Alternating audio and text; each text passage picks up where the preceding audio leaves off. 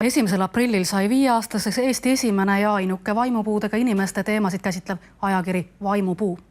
Puudega inimesed ei ole vaid abivajajad, vaid neil endil on ka nii mõndagi pakkuda kogukonnast kaugemale. 2011. aasta novembris asutati mittetulundusühing Vaimupuu, mis alates 2012. aasta jaanuarist annab välja samanimelist ajakirja. Peatoimetaja ja ettevõtmiste algataja on Janek Muru, kes on üks ütlemata aktiivne ideede generaator ja mis kõige tähtsam, on suutnud oma esmapilgul uskumatuna näivad mõtted ka ellu viia.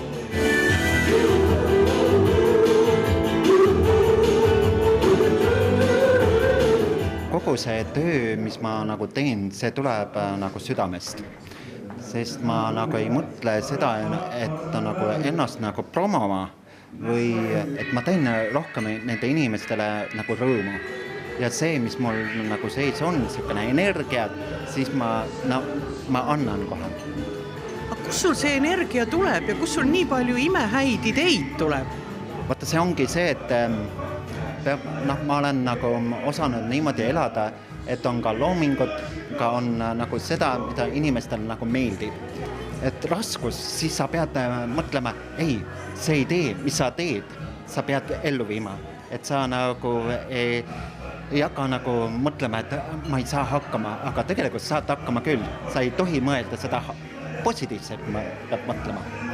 See positiivsus on see, mis kogu selle seltskonna juures on mind imeplema pannud, aga minu viimane küsimus, kauaks sul jätkub jõudu Vaimupuuga tegeleda? Ma arvan pensionina. Vaimupuu tekstid on lihtsad, lühikesed ja kergesti mõistetavad.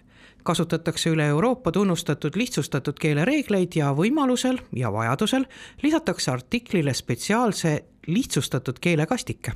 Oleme kolinud põhimõtteliselt internetti, kuna trükiväljaandeid ei toetata nii hästi kui internetis toimuvat. Lisaks on igasugused üritused. Neid on kohutavalt palju tulnud juurde.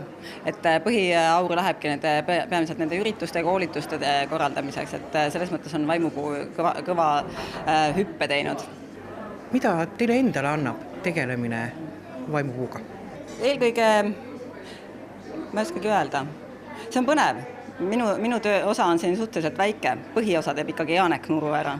Et mina siis toimetan mingeid tekste ja vahepeal mängin autojuhti ja ütleme niiviisi, et ka see, et mõnede inimeste arvates ma olen üsna tuntud, et siis tuntuse moment aitab ka kaasa Vaimupuu tegemistele. Et hea meelega müün ennast Vaimupuu nimel maha.